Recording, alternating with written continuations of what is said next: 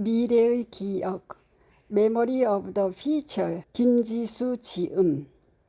하나님의 소망을 품고 내일의 기억으로 오늘을 살아가다. 과거에 얽매이지 않고 불안한 미래를 두려워하지 않으며 하나님께서 약속하신 소망을 기억하며 살아가는 삶의 원칙. 3부 미래의 기억으로 오늘을 사는 법. 12. 죽음을 넘어 영생으로 기억되는 삶. 하나님의 기억 속 영원한 삶. 노년의 삶에서 미래의 기억이 필요한 이유. 노년의 삶은 인생의 긴 여정 속에서 한 시기의 끝자락에 위치하지만 동시에 새로운 시작을 의미하기도 한다.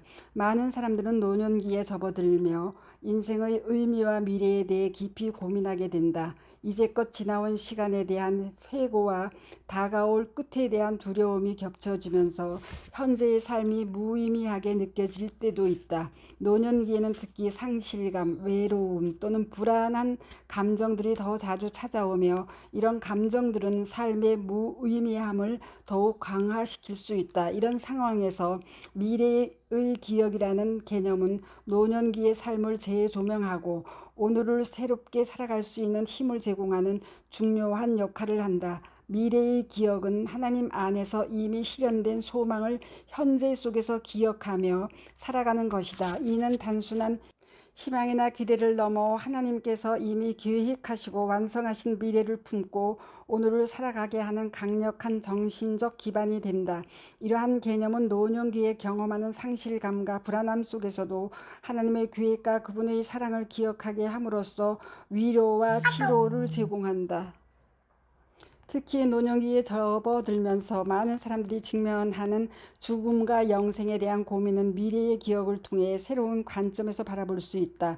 죽음은 끝이 아니라 하나님께서 준비하신 영원한 생명으로 나아가는 과정이며 그 과정 속에서 우리는 하나님 안에서 소망을 품고 오늘을 의미 있게 살아갈 수 있다. 성경은 영생에 대해 분명하게 말하고 있다. 요한복음 3장 16절에서는 하나님이 세상을 이처럼 사랑하사 독생자를 주셨으니 이는 그를 믿는 자마다 멸망하지 않고 영생을 얻게 하려 하심이라고 말씀하신다. 이러한 성경적 근거는 우리가 죽음을 넘어 하나님 안에서 영원한 생명을 확신할 수 있게 하며 노년의 삶에서 죽음을 두려움의 대상이 아닌 하나님의 계획 속에서 새로운 생명으로 나아가는 과정으로 받아들이게 한다. 노년의 삶에서 미래의 기억은 단지 불확실한 미래에 대한 기대가 아닌 하나님이 보장하신 약속을 현재 속에 살아내는 것이다. 하나님은 우리의 과거와 현재 그리고 미래를 모두 알고 계시며 그분의 계획 안에서 모든 것이 의미 있게 연결되어 있다. 이러한 확신은 우리가 미래에 대한 두려움에서 벗어나 하나님 안에서 영원한 생명을 기억하며 오늘을 살아가도록 돕는다. 노년기에도 여전히 새로운 성장과 변화를 이룰 수 있는 가능성을 열어주며 우리의 삶은 하나님의 약속 속에서 계속해서 의미를 찾아가는 여정이 된다. 이는 단순히 어려움을 견디는 것을 넘어 하나님이 주신 소망 속에서 현재의 삶을 풍성하게 살아내는 것이다. 노년기의 미래의 기억을 품는다는 것은 하나님께서 이미 이루어진 약속을 현재 속에서 살아내며 우리의 삶을 풍성하고 의미 있게 만드는 것이다. 이러한 삶의 태도는 우리가 느끼는 상실과 두려움을 소망과 평안으로 바꾸며 하나님께서 주신 사명을 일상 속에서 실천해 나가는 힘이 된다. 노년의 삶은 더 이상 쇠퇴와 끝의 시간이 아니라 하나님 안에서 영원히 기억되고 계속되는 삶의 일부로서 새로운 의미를 갖는다. 미래의 기억은 이러한 노년의 삶을 풍성하게 만들며 하나님이 이미 우리에게 주신 소망의 기억을 통해 오늘을 살아가게 하는 힘이 된다. 죽음 이후의 연속성. 죽음은 인류에게 있어 가장 큰 미지의 영역이자 두려움의 대상이다. 그러나 성경적 관점에서 죽음은 단순히 끝이 아니라 새로운 시작으로 이해된다. 특히 하나님의 계획 속에서 죽음은 영원한 삶으로 이어지는 과정이며 믿음의 여정을 완성하는 지점이다. 성경은 이를 반복적으로 강조하며 죽음 이후의 삶이 하나님과 함께하는 영원한 기쁨과 평안임을 약속한다. 하나님은 모든 생명의 창조자이시며 인간의 시간과 공간을 초월하신다. 이는 죽음도 하나님의 주권 아래 있다는 사실을 보여준다. 구약과 신약 성경 모두에서 죽음은 하나님 안에서 완전히 새로운 차원의 삶으로 들어가는 문으로 제시된다. 예수 그리스도의 부활은 이 진리를 가장 강력하게 드러낸 사건이다. 예수께서 죽음을 이기시고 부활하신 것은 단지 기적이 아니라 모든 믿는 자들에게 영원한 생명이 약속되었음을 보여주는 상징이다. 이는 죽음이 결코 끝이 아니라는 신학적 확신의 기초를 제공한다. 죽음을 두려워하는 인간의 본능은 자연스러운 것이다. 그러나 하나님 안에서 믿음으로 사는 사람들에게 죽음은 새로운 생명으로 이어지는 과도기적 상태로 이해된다. 사도 바울은 고린도전서 15장 55절에서 사망아 너희 승리가 어디 있느냐, 사망아 네가 쏘는 것이 어디 있느냐라고 선언하며 죽음이 예수 그리스도를 통해 패배했음을 강조했다. 이는 하나님께서 이미 인간의 삶과 죽음을 초월하여 그들에게 영생을 허락하셨다는 믿음을 보여준다. 이러한 신학적 통찰은 믿는 자들에게 현재의 고통과 두려움을 이겨내는 용기를 제공하며 죽음을 넘어 영원을 소망하게 한다.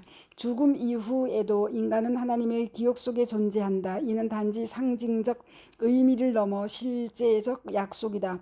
하나님은 우리의 삶을 기억하시며 죽음 이후에도 우리를 잊지 않으신다.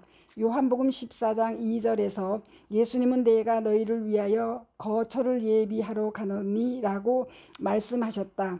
이 말씀은 하나님께서 우리의 영원한 거처를 준비하셨으며 그곳에서 우리가 하나님과 영원히 함께 할 것임을 확신케 한다. 죽음의 성경적 의미를 이해함으로써 믿음의 사람들은 삶의 마지막 두려움이 아닌 소망으로 맞이할 수 있다. 하나님의 기억 속에 있다는 사실은 죽음 이후에도 우리가 소중한 존재로 남아있음을 보증한다. 이는 또한 현재의 삶을 더욱 가치 있게 만드는 이유가 된다.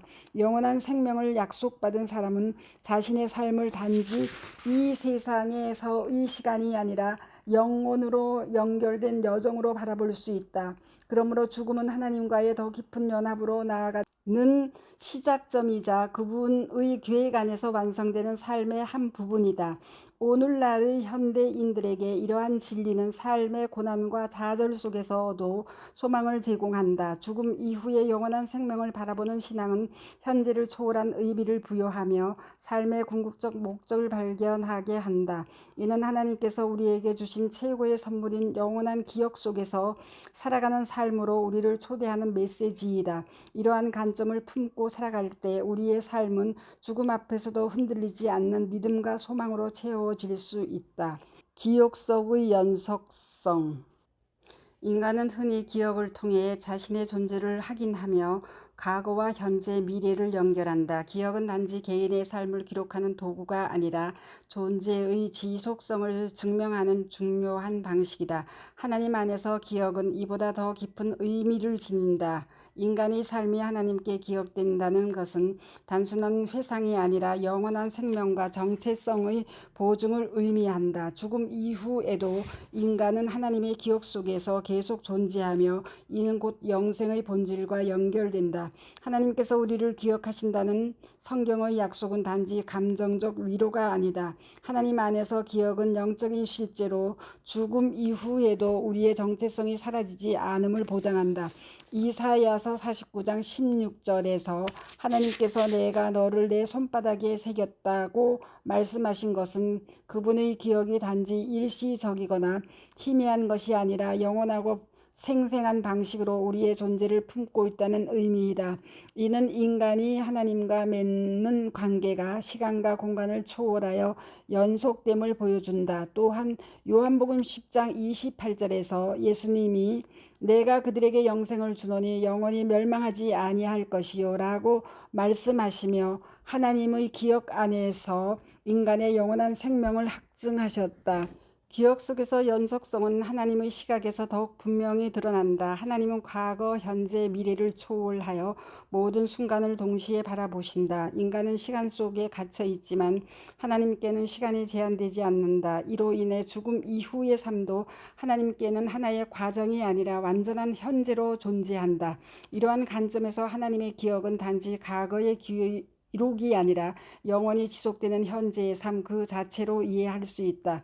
이는 철학자 플라톤의 시간 초월적 존재론에서도 간접적으로 확인된다. 플라톤은 영원한 세계에서 모든 존재가 이상적 형태로 존재한다고 보았는데 이는 하나님의 기억 속에서 인간이 단지 유한한 존재로 그치지 않고 영원한 생명의 연속성을 가지는 방식을 설명하는 데 적용될 수 있다.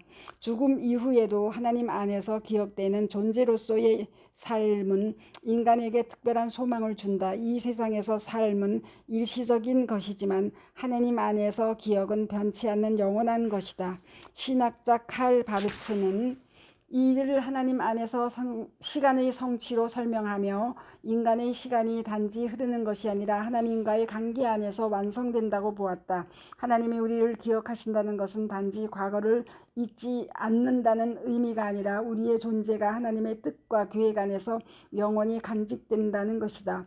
이러한 하나님 안에서 기억은 단지 죽음 이후의 삶을 약속하는 것이 아니다. 이는 현재의 삶에 대해서도 깊은 책임감을 부여한다. 우리는 하나님의 기억 속에 살아가기 때문에 우리의 모든 행동과 선택은 하나님의 뜻 안에서 의미를 가진다. 마치 수학자이자 신학자인 파스칼이 인간은 하나님 앞에서 책임을 지는 존재라고 말했듯이 우리의 삶은 단지 개인적인 것이 아니라 하나님의 각 안에서 영원한 의미를 가지게 된다. 따라서 영생은 단지 죽음 이후의 삶을 기다리는 것이 아니라 현재를 하나님의 기억 속에서 살아내는 것이다. 기억 속에서의 연속성은 하나님 안에서 영생의 본질을 드러낸다. 죽음은 더 이상 끝이 아니라 하나님 안에서 시작되는 영원한 삶의 단계이다.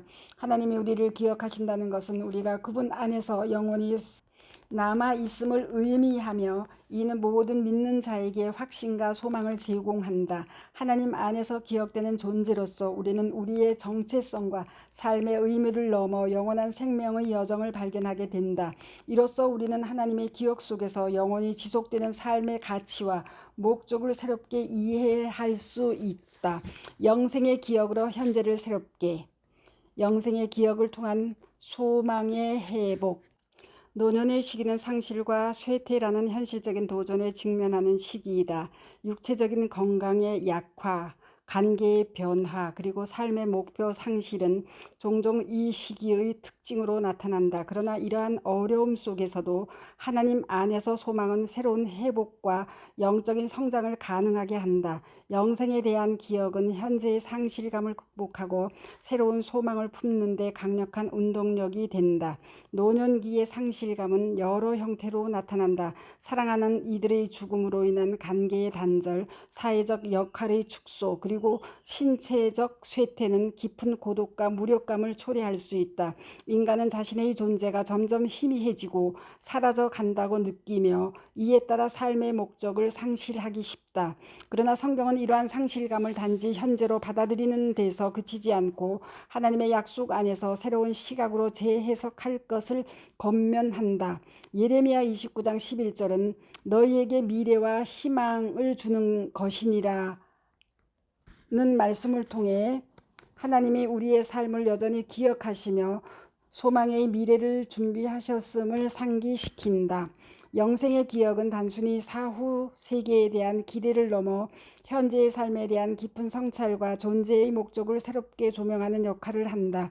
그것은 우리의 나약함과 유한성을 인정하면서도 하나님이 주시는 영원한 소망을 통해 삶의 매 순간을 가치 있게 살아가도록 이끈다. 신학자 디트리히 본헤퍼는 영생에 대한 믿음이 현재의 삶을 새롭게 정의하는 데 중요한 역할을 한다고 보았다. 그는 하나님의 소망을 통해 인간이 자신의 약함을 인정하면서도 이를 초월하는 삶을 살아갈 수 있음을 강조했다. 이와 같이 노년의 상실감은 하나님의 약속 안에서 새로운 소망으로 전환될 수 있다. 하나님 안에서 영생의 기억은 단순히 미래에 대한 기대가 아니라 오늘의 삶을 이끄는 근본적인 동력이 된다. 또한 영생에 대한 기억은 우리의 삶을 하나님의 시각에서 재조명하게 한다. 노년기의 쇠퇴는 인간적 관점에서는 피할 수 없는 현실이지만 하나님의 관점에서는 새로운 생명으로 나아가는 여정의 일부이다. 고린도후서 4장 16절에서 사도 바울은 우리의 겉사람은 낡아지나 우리의 속사람은 날로 새로워지도다 라고 선언했다. 이는 육체적 쇠퇴가 단지 소멸이 아니라 영적인 성장과 변화를 위한 과정임을 보여준다. 하나님은 인간의 연약함 속에서 자신의 능력을 드러내시며 우리의 삶을 하나님의 영광을 위한 도구로 사용하신다. 노년기에 직면하는 어려움을 극복하기 위해서는 영생의 기억을 구체적으로 적용하는 것이 필요하다. 첫째, 과거의 상실과 아픔을 하나님의 관점에서 해석하는 것이 중요하다. 많은 이들이 노년에 이르러 과거의 후회와 아쉬움에 사로잡히지만 하나님은 우리의 실패와 아픔조차도 그의 계획 안에서 선으로 바꾸실 수 있다. 로마서 8장 28절에서 하나님을 사랑하는 자 곧 그 뜻대로 부르심을 입은 자들에게는 모든 것이 협력하여 선을 이루느니라는 말씀은 이러한 진리를 확인시켜 준다. 우리의 삶에 일어난 모든 일은 하나님의 섭리 속에서 의미를 가지며 영원한 생명을 향한 여정의 일부로 새롭게 해석될 수 있다. 둘째, 현재의 상황 속에서 영원한 관점을 유지하는 것이 필요하다. 이는 단지 현실을 부인하거나 외면하는 것이 아니라 하나님의 약속 속에서 현실을 초월하는 시각을 갖는 것이다. 노년기의 도전은 영생에 대한 믿음을 통해 새로운 소망으로 변화된다. 신앙은 단지 내면의 위안을 제공하는 것이 아니라 현재의 삶을 새로운 가능성으로 열어주는 통로이다. 이사야 40장 31절에서 오직 여호와를 앙망하는 자는 새 힘을 얻으리니 이는 말씀은 하나님 안에서 새로운 소망과 힘을 얻을 수 있음을 약속한다. 셋째, 영생의 기억은 공동체 안에서 더욱 풍성하게 경험될 수 있다. 인간은 관계 속에서 살아가는 존재이며 노년기의 상실감은 종종 이 관계의 단절에서 비롯된다. 그러나 믿음의 공동체는 이러한 단절을 치유하고 새로운 연결을 가능하게 한다. 히브리서 10장 24절에서 서로 돌아보아 사랑과 선행을 격려하며 라는 말씀은 신앙 공동체가 서로를 격려하고 지탱하는 힘을 가짐을 보여준다. 공동체 안에서 하나님이 주신 영생의 기억을 나누고 서로를 세워가는 과정은 노년기의 고독을 극복하고 새로운 활력을 얻는 데 중요한 역할을 한다. 마지막으로 영생에 대한 기억은 현재의 삶에서 감사와 만족을 찾는 데 도움을 준다. 죽음 이후의 삶을 바라보는 믿음은 현재 의 순간을 단지 지나가는 시간이 아니라 하나님의 은혜로 가득 찬 시간으로 바라보게 한다. 시편 90편 12절의 우리에게 우리날 계수함을 가르치사 지혜로운 마음을 얻게 하소서라는 기도는 오늘의 순간을 깊이 음미하며 살아가는 지혜를 요청한다. 영생의 소망은 매일의 삶을 새로운 시각에서 바라보게 하며 작은 것에도 감사와 기쁨을 느끼게 한다. 영생의 미래 기억은 상실과 쇠퇴의 현실을 극복할 수 있는 강력한 도구이다.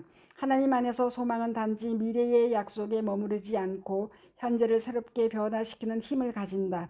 영생에 대한 확신은 우리의 삶을 하나님의 시각에서 재해석하게 하며 상실 속에서도 소망을 발견하게 한다. 이는 노년의 삶을 단순히 기다림의 시간으로 만드는 것이 아니라 하나님의 영원한 계획 안에서 새롭게 창조된 삶으로 전환시키는 능력을 제공한다. 현재의 소중함 재발견. 노년의 삶은 지나온 시간의 무게와 미래에 대한 불확실성이 교차하는 시기이다. 이 시기에는 흔히 과거에 대한 회상과 함께 현재를 무의미하게 느끼는 경향이 생기기도 한다. 그러나 하나님 안에서 영생의 약속을 바라볼 때 노년의 현재 순간은 단지 흘러가는 시간이 아니라 영원한 삶의 시작점이 된다. 이러한 시각은 노년의 삶을 새롭게 바라보게 하며 현재의 순간이 얼마나 소중한지 재발견하게 한다. 노년의 현재는 종종 육체적 쇠퇴나 역할 상실로 인해 축소된 것처럼 보인다. 하지만 하나님 안에서는 매 순간이 그분의 계획 속에서 특별한 의미를 갖는다.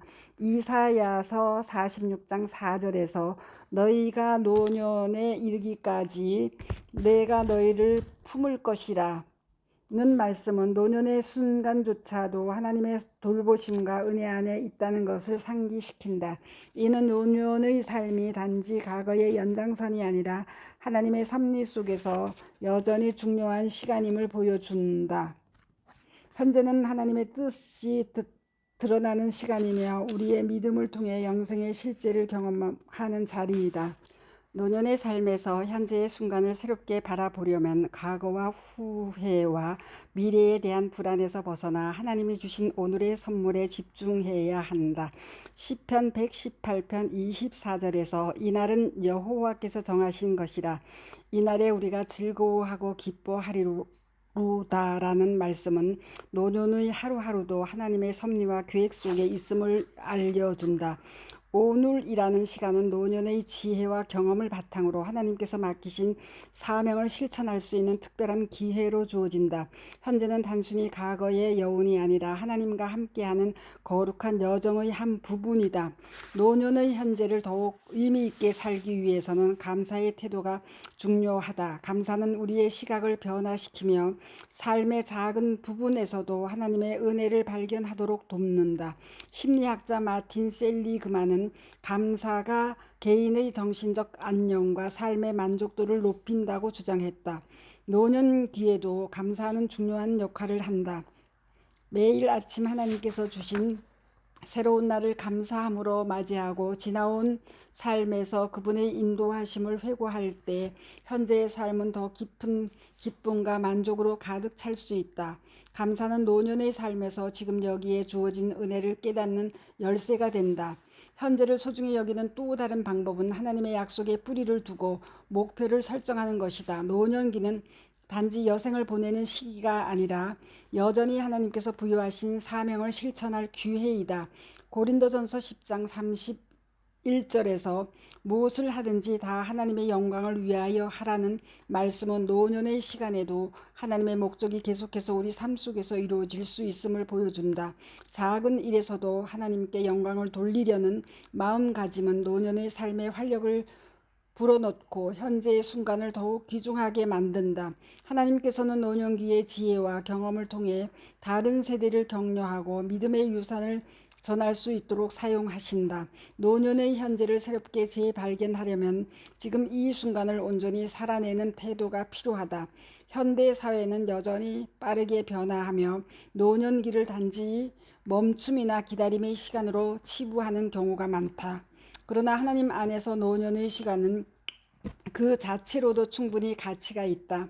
마태복음 6장 34절에서 예수님께서 내일 일을 위하여 염려하지 말라 하신 말씀은 지금 이 순간을 충실히 살아가는 것이 얼마나 중요한지를 가르쳐 준다. 내일에 대한 염려에서 벗어나 하나님께서 주신 오늘의 은혜에 집중할 때 노년의 삶은 더 이상 정체되지 않고 새로운 활기를 되찾게 된다. 그러므로 영생의 약속은 노년의 삶을 새롭게 바라보게 하며 현재의 순간을 소중히 여길 수 있는 지혜를 제공한다. 노년기의 시간은 지나온 인생의 결론이 아니라 영원한 삶으로 이어지는 새로운 시작이다. 매 순간 하나님의 선물로 받아들이고 감사와 믿음으로 살아갈 때 노년의 삶은 단순히 과거의 기억에 의존하거나 미래를 염려하는 시간을 넘어 영원한 생명의 기쁨을 경험하는 시간이 된다. 이러한 시각은 노년의 삶을 더 풍성하게 하고 오늘의 순간이 얼마나 소중한지 깨닫게 한다. 영원한 생명을 향한 노년기 삶의 전환. 노년기의 삶은 많은 경우 과거에 대한 회상과 마무리의 과정으로 여겨진다. 그러나 영생의 관점에서 볼 때 노년의 시간은 단순히 지나온 삶의 연장이 아니라 영원한 생명을 향해 나아가는 중요한 준비의 시간이다. 고린도후서 5장 1절에서 만일 땅에 있는 우리의 장막이 무너지면 하나님께서 지으신 집 곧 손으로 지은 것이 아니요 하늘에 있는 영원한 집이 우리에게 있는 줄 아느니라 는 말씀은 노년의 삶이 하나님의 영원한 집으로 나아가는 과정임을 상기시킨다. 이러한 시각은 노년의 삶을 단순한 세태가 아닌 영원한 생명으로 이행하는 축복의 시간으로 보게 한다. 삶의 방향을 전환하기 위해서는 먼저 현재의 삶을 하나님 앞에서 다시 점검하는 것이 필요하다. 노년기는 지나온 삶을 돌아보고 하나님께서 주신 사명을 새롭게 정비할 기회를 제공한다. 디트리히 본헤퍼는 믿음은 현재 속에서 하나님의 미래를 붙드는 행위라고 말하며 신앙이 단순히 과거를 회고하는 데 머물지 않고 미래의 약속을 바라보며 오늘을 재구성하는 능력을 강조했다. 노년기의 영생을 바라보며 삶을 새롭게 정비하는 과정은 단지 육체적 활동의 감소를 받아들이는 것이 아니라 영적인 성숙과 깊이를 더하는 여정이다. 이 과정에서 우리의 우선순위는 세속적인 성공이나 소유에서 벗어나 하나님과의 관계와 영적인 가치에 초점을 맞추게 된다. 또한 영생의 관점은 노년기에도 새로운 시작을 가능하게 한다. 하나님 안에서 우리의 나이는 한계가 아니라 하나님의 계획을 이루기 위한 또 다른 단계일 뿐이다. 모세는 80세의 나이에 하나님으로부터 부르심을 받았고 그의 삶은 나이와 상관없이 하나님의 사명을 이뤄가는 여정이었다. 이는 노년기에도 하나님께서 맡기시는 새로운 사명이 있음을 보여준다.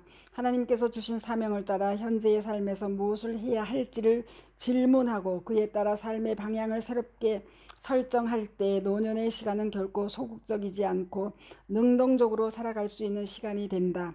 삶의 방향 전환에서 중요한 요소는 관계의 회복과 재구성이다. 노년기에 들어서면서 가족, 친구, 공동체와의 관계가 변화하거나 단절되기 쉽다. 그러나 영생의 약속은 우리가 관계 속에서 하나님 나라의 가치를 실천하도록 격려한다. 요한복음 15장 12절에서 예수님께서 내가 너희를 사랑한 것 같이 너희도 서로 사랑하라는 말씀은 관계가 단지 인간적 소통의 장을 넘어서 하나님의 사랑을 나누는 통로임을 가르친다. 노년기의 삶에서 관계를 재정립하고 화해와 사랑을 실천하는 것은 영생의 관점을 삶 속에 적용하는 구체적인 방법이다. 영생을 바라보는 관점은 또한 우리의 남은 시간을 더욱 충실히 사용하도록 도전한다. 시편 90편 12절에서 우리에게 우리날 계수함을 가르치사 지혜로운 마음을 얻게 하소서라는 기도는 시간의 소중함을 깨닫고 남은 삶을 의미 있게 살아가려는 결단을 요청한다. 노년기에 우리는 시간의 유한성을 더욱 깊이 인식하지만 동시에 하나님께서 주신 영생의 약속 속에서 현재의 시간을 새롭게 바라볼 수 있다. 우리의 남은 시간이 얼마나 되든 그것이 하나님의 목적을 이루는 데 사용될 때 노년기의 삶은 새로운 의미와 가치를 발견한다. 따라서 영생의 관점에서 삶의 방향을 전환한다는 것은 노년기를 단지 마무리가 아닌 새로운 사명과 목적을 위한 준비로 보는 것이다. 하나님께서 주신 영생의 약속은 우리의 삶이 언제나 그분의 손 안에 있음을 확신하게 하며 노년의 시간을 새로운 시작으로 전환시킨다. 이러한 시각을 통해 우리는 노년의 삶을 단순히 지나온 시간의 연장이 아니라 하나님 나라의 완성을 향해 나아가는 귀중한 여정으로 받아들일 수 있다. 이는 노년기의 삶을 더욱 풍성하게 하고 하나님께서 주신 사명을 따라 살아가도록 격려한다. 노년기 삶 속에서 관계의 재구성. 노년기는 관계의 변화를 깊이 체감하는 시기이다. 은퇴, 가족의 독립, 사랑하는 이들의 죽음은 관계의 상실과 재정립을 요구한다.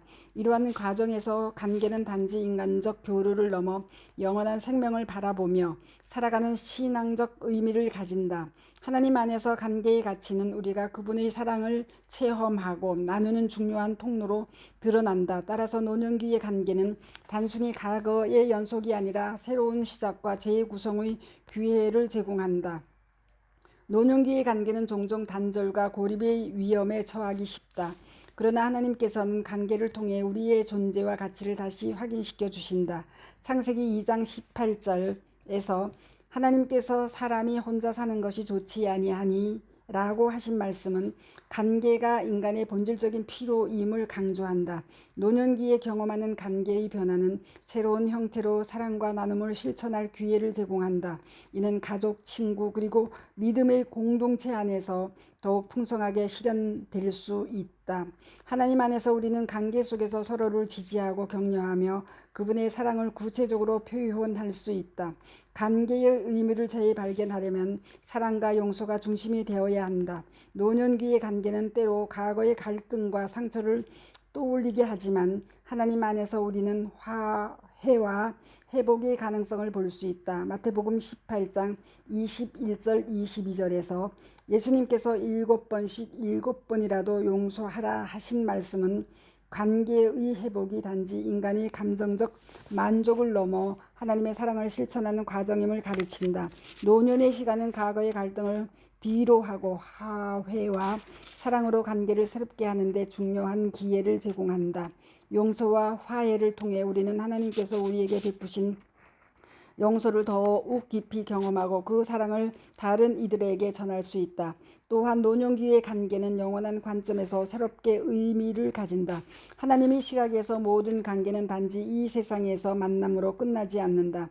요한복음 15장 15절에서 예수님께서 제자들을 종이 아니라 친구라 부르시겠다고 하신 말씀은 우리가 하나님의 사랑 안에서 형제 자매로 연결되어 있음을 보여준다. 이러한 관점은 노년기의 관계를 단지 현재의 만족을 위한 도구로 여기지 않고 영원한 가치를 지닌 소중한 만남으로 바라보게 한다. 노년의 시간은 하나님의 사랑을 가족과 이웃에게 전하고 이를 통해 영적인 유산을 남길 수 있는 기회이다. 관계를 재구성하는 데 있어 공동체의 역할은 매우 중요하다. 노년기의 삶에서 믿음의 공동체는 고립을 극복하고 새로운 소속감을 제공하는 공간이다. 히브리서 10장 24, 25절에서 서로 돌아보아 사랑과 선행을 격려하며 모이기를 패하지 말라는 말씀은 공동체가 단지 만남의 장소를 넘어 하나님 나라의 가치를 나누는 장임을 강조한다. 믿음의 공동체는 서로의 어려움을 나누고 영적인 여정을 함께 걸어가며 하나님의 사랑을 실천하는 중요한 장소가 된다. 노년기에 이러한 공동체 안에서 경험하는 관계는 새로운 활력을 주고 영원한 생명을 바라보는 믿음을 강화한다. 그러므로 노년기의 관계는 단지 과거를 이어가는 것이 아니라 하나님의 사랑 안에서 새로운 시작과 재구성의 기회로 작용한다. 관계는 우리가 하나님의 형상대로 창조되었음을 드러내는 중요한 방식이며 영원한 생명을 바라보며 살아가는 신앙의 실천이다. 사랑과 용서를 통해 관계를 회복하고 공동체 안에서 하나님의 사랑을 나누며 영원한 관점으로 관계를 바라볼 때 노년기의 삶은 더욱 풍성해지고 의미를 더하게 된다. 하나님 안에서 관계는 우리의 존재와 삶의 가치를 확증하며 영원으로 이어지는 소중한 연결고리가 된다. 영원한 여정을 향한 노년의 축복.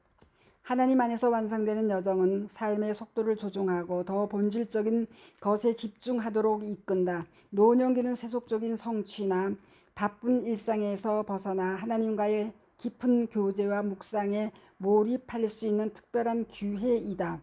이사야서 30장 15절에서 너희가 돌이켜 조용히 있어야 구원을 얻을 것이요 잠잠하고 신뢰하여야 힘을 얻을 것이니라 는 말씀은 노년의 시간이 단지 쉼이 아니라 하나님과의 친밀한 속에서 새로운 힘을 얻는 과정임을 강조한다. 이 시기는 외적인 활동보다 내적인 성숙과 영적인 깊이를 더하는 시간이 된다. 노년의 여정은 또한 다른 세대를 축복하고 믿음의 유산을 전하는 시간이다. 성경 속 인물들의 노년은 종종 축복의 시간으로 묘사된다. 야곱은 그의 마지막 날들에 자녀들을 축복하고 하나님의 약속을 다음 세대에 전했다.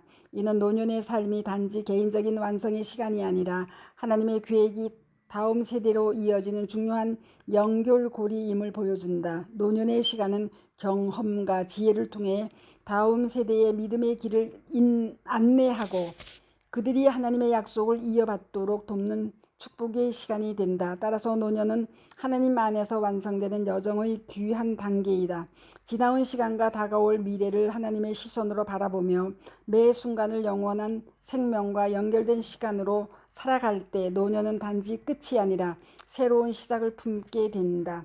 하나님은 우리의 모든 날을 기억하시며 노년의 삶 속에서도 그의 계획을 성취하신다. 이 여정을 통해 우리는 하나님과의 깊은 연합을 경험하며 그분의 사랑 안에서 완전한 평안과 소망을 발견하게 된다. 노년의 시간은 그 자체로도 축복이며 하나님의 영광 속에서 완성되는 삶의 귀중한 일부이다. 이제 내가 너를 바로에게 보내어 너에게 내 백성 이스라엘 자손을 애굽에서 인도하여 내게 하리라. 출애굽기 3장 10절. 사부 미래의 기억을 위한 실천적 삶의 지침으로 이어집니다. 감사합니다. 스토리 양입니다.